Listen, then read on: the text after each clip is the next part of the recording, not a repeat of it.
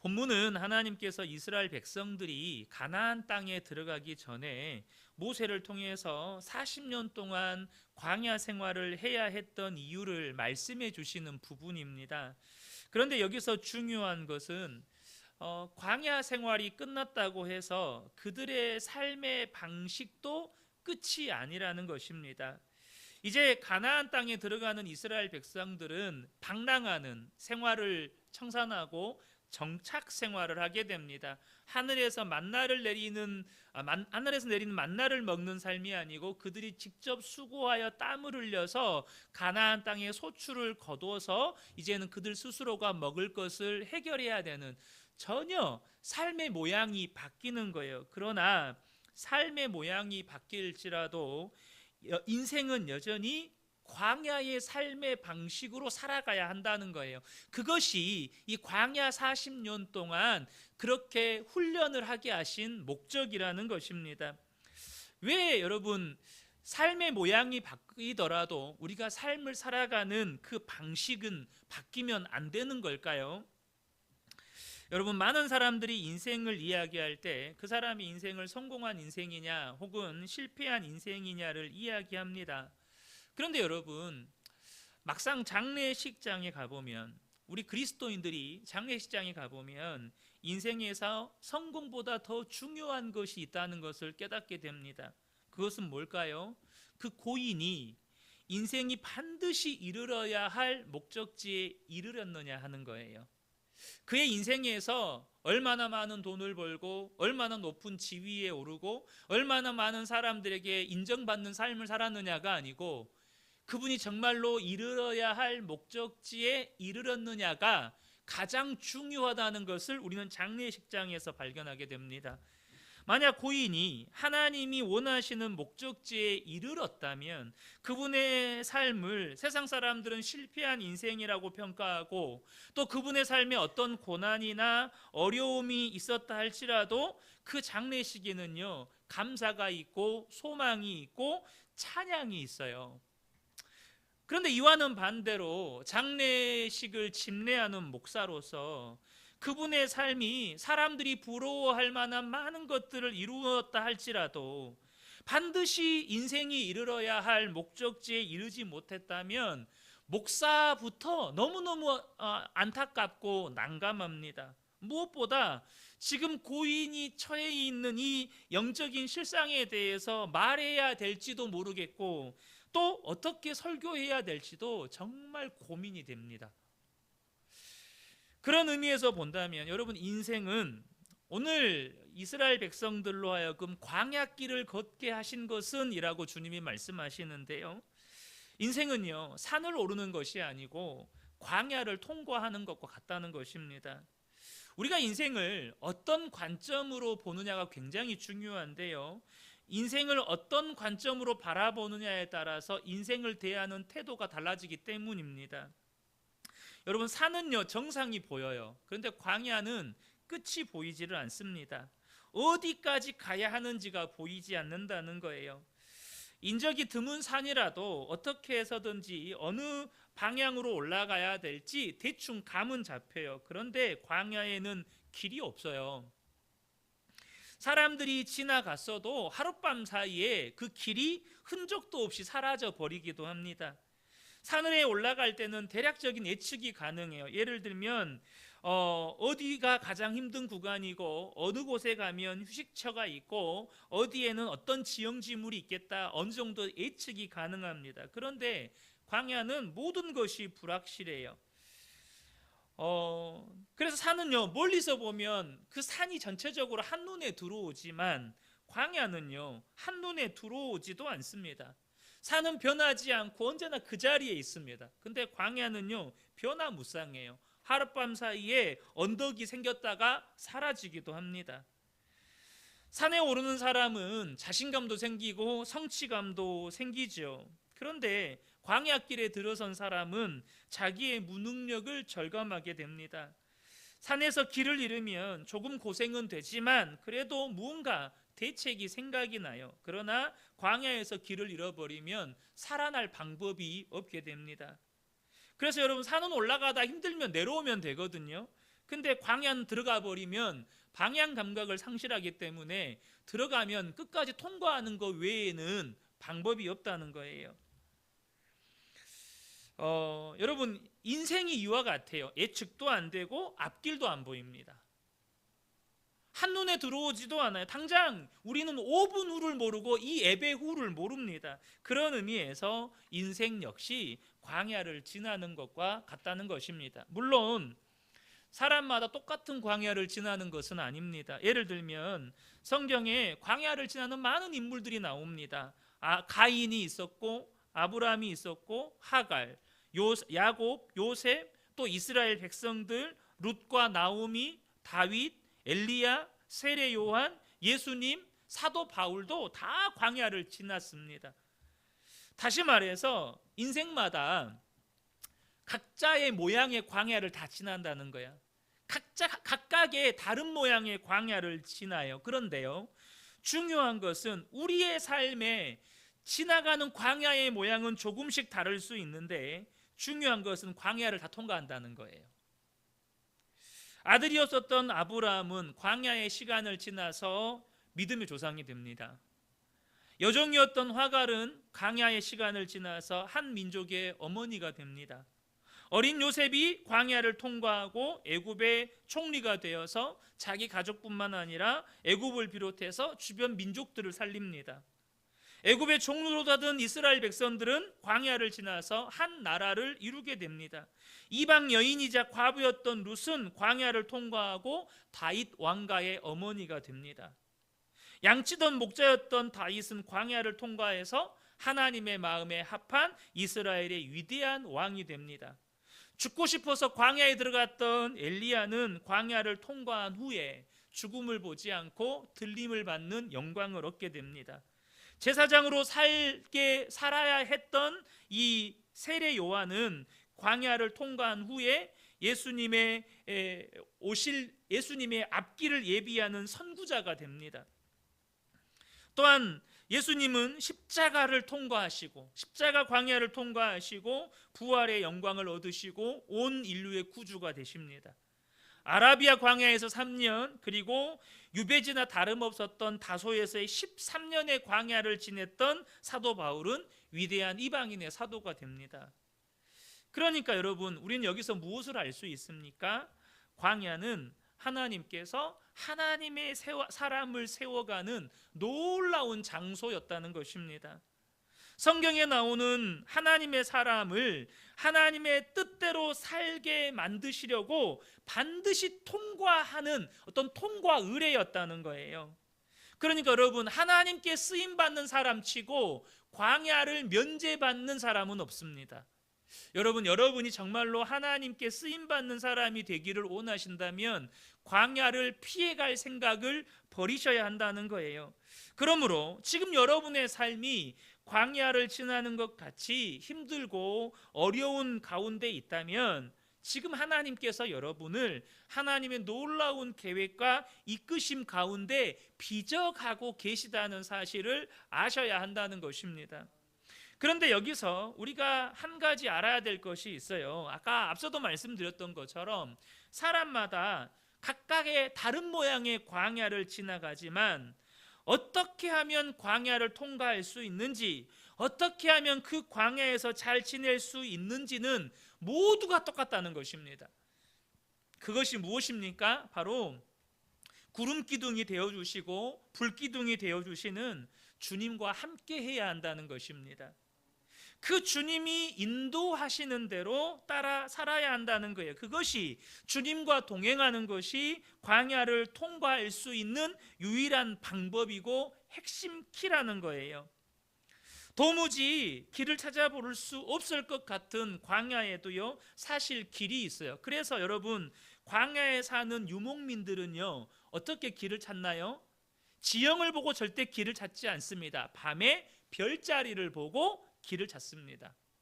별자리를 보고 길을 찾아요. 그러니까 광야에도 보이지 않는 길이 있다는 거예요. 마찬가지로 우리의 길이 되시는 예수님을 바라봐야 그 길이 보이지 않는 그 광야에서 길을 발견할 수 있게 된다는 것입니다. 예수님은 말씀하셨습니다. 요한복음 14장 6절에 예수께서 이르시되 내가 곧 길이요 진리요 생명이니 나로 말미암지 않고는 아버지께로 올 자가 없느니라. 예수님이 길이시래요. 그러므로 우리가 광야와 같은 인생길을 걸어갈 때 길이신 주님을 놓치면 안 된다는 거예요. 여러분, 광야에서 길을 잃어버리면 죽습니다. 다시 말하면 주님을 놓치면, 주님과 떨어지면 죽는다는 심정으로 주님을 붙잡고 주님의 인도하심을 따라 살아야 그 광야와 같은 인생길을 통과할 수 있게 된다는 것입니다. 광야가 가진 또 다른 특징 중에 하나는 뭐냐면 사방을 둘러보아도 마른 땅과 돌과 또 흙과 바람에 날리는 먼지뿐이라는 거예요. 그런데 그런 광야에도요, 사람이 사는 곳이 있습니다. 어디일까요? 바로 샘이 있는 오아시스입니다.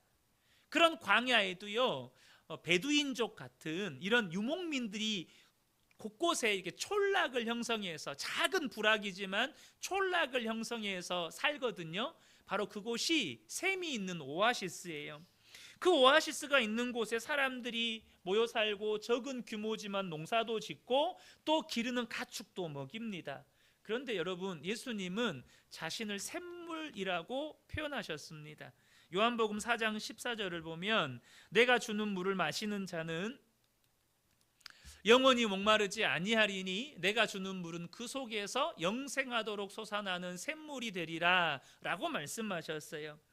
그러니까 우리가 사는 인생길이 광야와 같이 사방을 둘러보아도 살 가망이 보이지 않는 마른 땅과 돌과 날리는 그런 먼지 바람뿐일지라도 내 속에서 영생하도록 솟아나는 샘물이 되어주시는 주님과 동행한다면 그것 또한 문제가 안 된다는 거예요. 정말로 물이 없어 죽을 것 같아요. 아무것도 없어서 죽을 것 같아요. 그러나 샘물이 되시는, 영생하도록 솟아나는 샘물이 되시는 주님과 함께 한다면 그게 문제가 안 된다는 것입니다. 근데 문제는 예수님이 눈에 보이는 분이 아니라는 거예요. 손으로 만질 수 있는 분도 아니라는 것입니다. 그 예수님과 동행하라는 것은 어떤 분들에게는 정말 뜬구름 잡는 이야기입니다. 차라리 돈을 열심히 버세요 라고 말하면 쉬워요. 실제로 또 돈이 때로는 내게 힘이 될 때도 참 많습니다. 그러나 여러분, 광야에 들어가면 무거운 금덩이는 짐만 됩니다. 인생이 광야임을 알게 되면 돈도 내게 힘이 되지 않는다는 사실을 깨닫게 된다는 거예요. 내 속에서 정말로 마르지 않는, 영생하도록 솟아나는 샘물이 되시는 그 예수님과 동행하는 것이 실제가 되는 것이 우리의 삶의 진짜 능력이라는 거예요.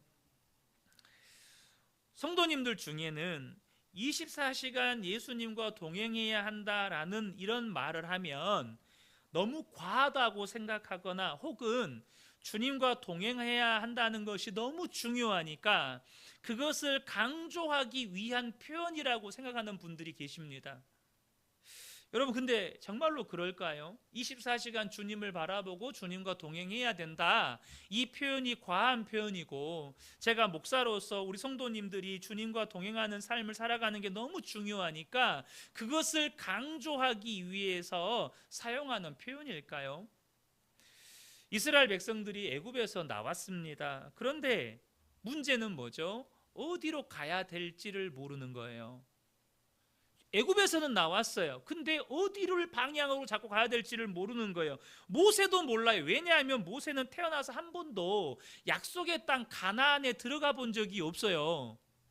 애굽을 떠나서 가나안 땅에 들어가 본 적이 없어요. 가나안 땅이 어디 붙어 있는지도 몰라요. 모세도 몰라요. 애굽에서 나왔지만 어디로 가야 될지를 모르는 거예요.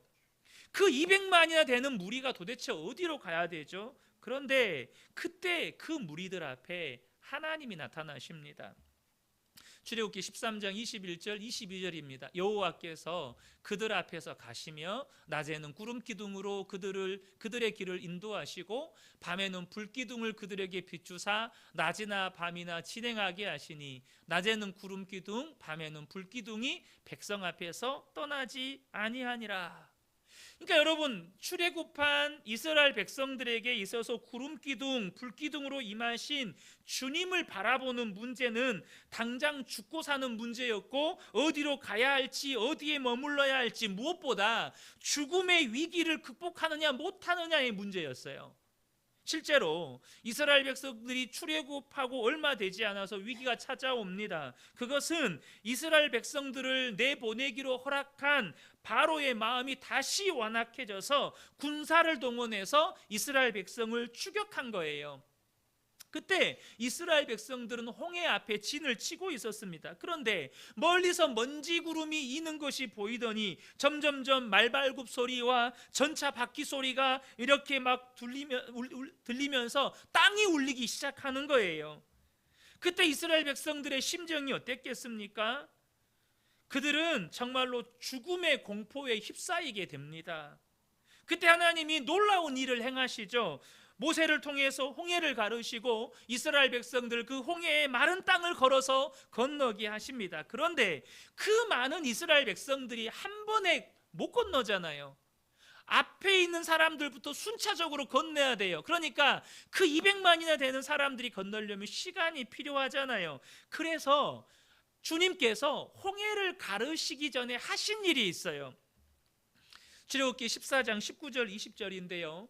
이스라엘의 진 앞에 가던 하나님의 사자가 그들의 뒤로 옮겨가매 구름 기둥도 앞에서 그 뒤로 옮겨 이 애굽 진과 이스라엘 진 사이에 이르러서니 저쪽에는 구름과 흑암이 있고 이쪽에는 밤이 밝음으로 밤새도록 저쪽이 이쪽에 가까이 못하였더라. 바로 이스라엘을 구름 기둥으로 인도하시던 하나님께서 그 구름 기둥을 애굽의 군대와 이스라엘 백성들 사이로 이동시켜서 밤이 새도록 애굽의 군대가 이스라엘 진영 쪽으로 접근하지 못하게 하셨어요.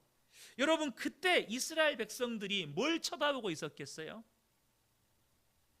뭘 쳐다보고 있었을까요? 애굽의 군대와 이스라엘 백성들 사이에 있는 그 구름 기둥을 계속 쳐다보고 있는 거예요. 왜요? 그 구름 기둥이 사라져버리면 당장 애굽의 그 군대가 이스라엘 백성들에게 들이닥치기 때문에 그 구름 기둥만 쳐다보고 있는 거예요. 홍해를 건너면서도 혹시나 구름 기둥이 안 막으면 어떻게 하나 또 쳐다보고 있는 거예요. 계속해서 구름 기둥 쳐다보고 있는 거예요. 그러니까 그들은 구름 기둥에서 눈을 뗄 수가 없는 것입니다. 여러분 어떻습니까? 광야를 통과한 이스라엘 백성들에게 24시간 예수님을 바라보자는 말은 지나친 말이야. 그것은 하나님을 믿는 성도들이 주님을 바라보고 동행하는 것의 중요성을 강조하기 위한 말이야 라고 말할 수 있겠습니까? 만약 우리가 천국에 가서 그 광야를 통과한 이스라엘 백성들을 만나면 그들은 분명히 그렇게 말할 거예요. 우리가 하나님을 바라보고 하나님과 동행하는 것은 우리에게 있어서 죽고 사는 문제였다.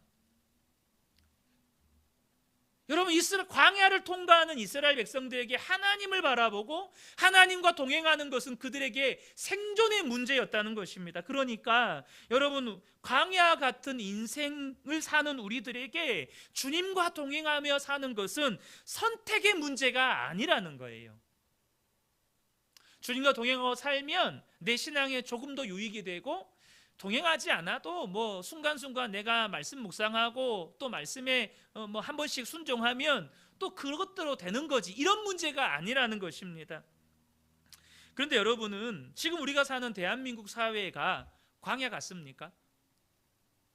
차라리 우리 대한민국이 이스라엘 백성들의 광야처럼 사막 기후여서 환경적으로 광야와 같다면 실감이라도 날 텐데, 이 무더운 여름에도 에어컨 빵빵하게 나오지, 어디 슈퍼에만 들어가도 쉽게 물을 구할 수 있지, 살기도 편하지, 광야 같은 느낌이 없습니다. 그래서 사실은 우리가 광야 같다는 것을 느끼지 못하기 때문에 때로는 영적으로 더 위험하다는 거예요.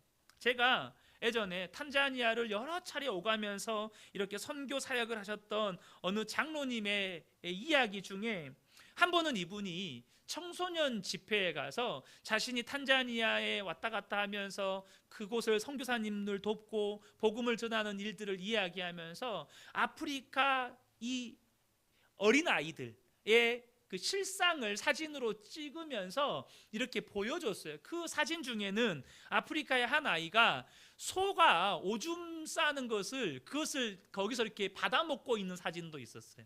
물이 없으니까 소가 오줌을 쌀 때 그 오줌물을 받아 먹는 거예요. 그러면서 이 아이들은 먹을 것이 이렇게 없다, 하루에 한 끼 먹기도 힘들다라고 말을 했는데, 그 강의를 듣고 있던 한 아이가 라면 끓여 먹으면 되지요 라고 말을 하는 거예요. 라면 끓여 먹으면 되죠. 여러분, 그런데 이것이 이 아이만의 문제가 아니라 오늘날 대한민국 사회에서 풍요롭게 살아가는 많은 성도들의 신앙의 실체일 수도 있다는 것입니다.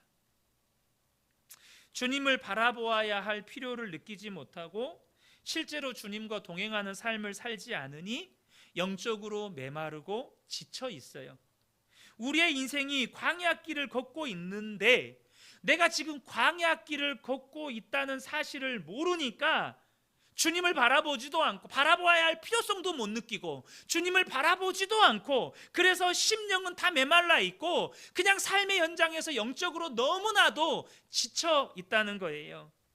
당장 예배에 대한 사모함도 없고 말씀을 들어도 갈망이 없고, 그런 예배를 드리는데 어떻게 내게 말씀하시는 하나님의 음성이 들리겠어요? 혹 말씀을 내 귀로 육성으로 듣는다 한들 그런 심령으로 어떻게 말씀에 순종이 되겠어요? 내가 말씀대로 살아야 내가 산다, 내가 이 말씀대로 살지 않으면 난 죽는다, 이런 심령이 없는데 어떻게 말씀을 듣는데 순종의 열매가 맺어질 수 있겠냐는 거죠. 이스라엘 백성들의 광야의 삶을 보면 정말 단순합니다. 먹을 것은 하늘에서 내리지, 마실 물은 하나님께서 반석에서 물을 내주시지, 옷과 신발은 오늘 본문에 보면 닳지 않게 해주시지, 그저 잘 수 있는 천막과 그 안에 들어갈 세간 살림이 전부인 거예요. 그러니까 구름 기둥이 이동을 시작하잖아요. 금방 천막 걷어가지고 그대로 돌돌돌 싸가지고 이동하면 되는 거예요. 그러니까 주님을 바라보는 것을 목숨처럼 여기다가 주님이 움직이시면 가지고 갈 것이 적으니까 그냥 따라가기가 너무 쉬운 거죠. 따라가기가 쉬운 거예요. 그런데 우리가 사는 삶은 왜 이렇게 주님 따라가는 게 힘들죠? 우리가 광야길을 가는데 우리 짐이 너무 많아요. 내가 지고 있는 짐이 너무 많다는 거예요. 그러니까 주님을 따라가기는커녕 그 많은 짐을 지고 하루를 살아내는 것조차 버거울 때가 많다는 것입니다. 왜 그렇게 많은 짐을 가지고 삽니까? 인생이 광야길임을 여전히 깨닫지를 못하는 거예요. 광야길은요, 통과를 해야 돼요. 반드시 통과해서 목적지에 이르러야 한다는 것입니다. 그런데 인생이 광야길이라는 사실을 정말로 깨닫고 나면 이스라엘 백성들의 광야의 삶처럼 우리의 삶의 스타일도 바뀌게 됩니다. 단순해진다는 거예요. 스페인 산티아고에 가면 순례길이라고 해서 많은 관광객들, 특별히 거기에는 기독교 관광객들이 많이 가는 곳입니다. 이 산티아고는 성 야고보라고 해가서 예수님의 제자 중에 한 사람인 야고보의 이 복음을 전했던 그 이동 경로를 많은 사람들이 그곳을 이렇게 수백 킬로를 순례길로 삼아서 이렇게 걷는 그런 여행을 하게 됩니다. 그러니까 많은 사람들이 수백 킬로를 이렇게 걸어서 이동을 하다 보니까 처음 이제 여행을 시작할 때는 혹시 몰라서 신발도 어떻게 될지 모르니까 신발도 2켤레, 옷도 여벌로 몇 벌 챙겨가고, 또 뭐 가면서 또 책도 읽고 싶어서 책도 한두 권 챙겨가기도 하고 이렇게 해요. 근데 하루에 20km, 30km, 40km 이것을 하루, 이틀, 사흘 계속 걷잖아요. 계속 걷다 보면 신발 한 켤레 여벌옷이 그렇게 무겁고 거추장스러워집니다. 그래서 신발도요, 신고 있는 거 하나 빼고 갖다 버리게, 누구를 주든지 버리게 되고, 옷도 입은 옷 빨아서 널어놓은 옷, 두 벌 옷 제외하고는 다 버리게 됩니다. 심지어 책도 버리게 됩니다. 그러니까 이동하기 위해 최소한의 필요한 것들만 딱 놔두고 다 버리게 된다는 거예요. 그 순례길에 자신의 모든 것이 맞춰지게 된다는 것입니다. 마찬가지로 인생이 광야길임을 정말로 깨닫게 된 사람은 더 이상 내 삶에 무언가를 쌓기 위해 인생을 살지 않습니다.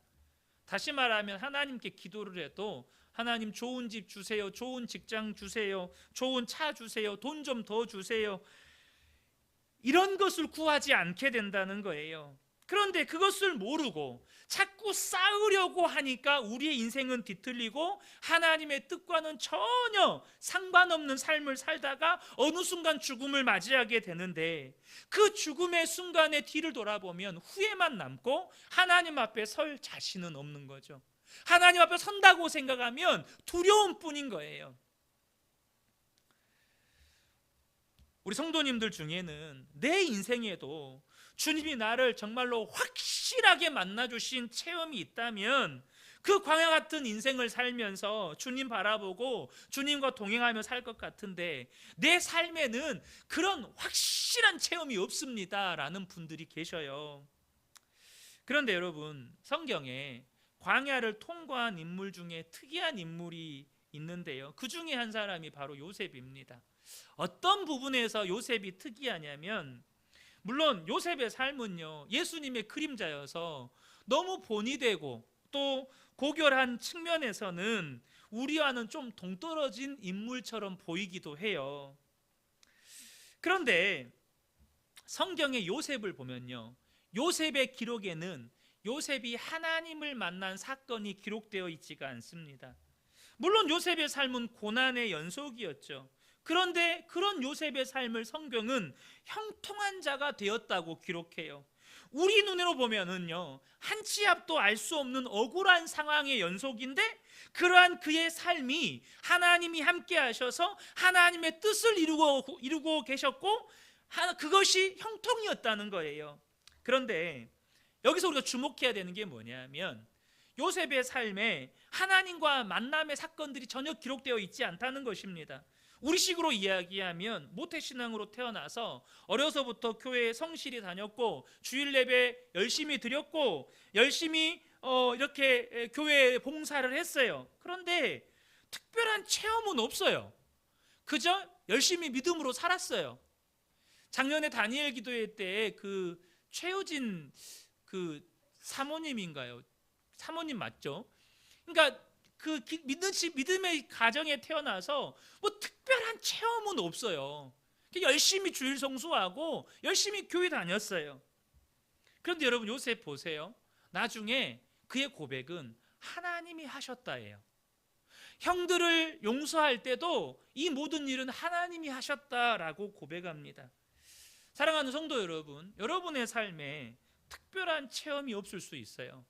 오늘도 예배드리고 말씀 듣고 기도하고 끝날 거예요. 예배드리고 간다고 해서 갑자기 여러분의 삶에 하늘에서 천사들이 내려와서 야곱이 보았던 천사들이 사닥다리를 오르내리고 이런 거 없어요. 오히려 말씀에 순종하고 살려고 하는데 어려운 일이 막 겹쳐서 일어나요. 더 막 힘든 일이 일어나요. 그런데요, 그 모습이 요셉 같은 거예요. 특별한 체험은 없어요. 그래서 예배드려서 또 나름대로 은혜 받고 말씀대로 살려고 하는데 내 삶은 자꾸 뭐가 막 꼬이고 한 치 앞도 내다보기 힘든 어려운 상황으로 막 이렇게 가기도 하고 오해도 받고 상처도 받고 막 이런 일들이 생겨요. 그런데 그렇게 산 것 같은데 지나고 나면 우리의 삶에 하나님의 역사하심이 보여요. 특별한 사건은 없지만 매일 새벽도 깨웠고 말씀 묵상도 했고 예배 때 주신 말씀 붙잡고 순종하려고도 했고 또 말씀대로 예수 동행일기 쓰면서 자신을 점검하면서 그렇게 일상을 살았어요. 그렇게 산 것밖에 없는데 살고 나서 되돌아보면 내 삶은 하나님의 은혜뿐이고 모든 것이 하나님이 하셨다라고, 내 삶에 하나님의 뜻이 이루어졌다라고 이렇게 고백하게 되는 거예요. 그것이 요셉입니다. 여러분, 그렇게 사는 성도들이 많아요. 내 삶엔 별로 은사도 없고 하늘이 열리고 이런 것도 없고 빛으로 임하셔서 갑자기 하늘에서 음성이 들리고 이런 것도 아무것도 없어요. 근데 그저 반복되는 믿음의 삶, 예배드리고 기도하고 말씀 묵상하고 또 내 삶 점검하고 오늘 하루 그래도 내가 열심히 살았다, 그걸로 끝이에요. 그런데 여러분의 삶에 반드시 고백할 날이 와요. 내 삶은 은혜뿐입니다. 하나님이 내 삶을 통해서 하나님의 뜻을 이루셨습니다.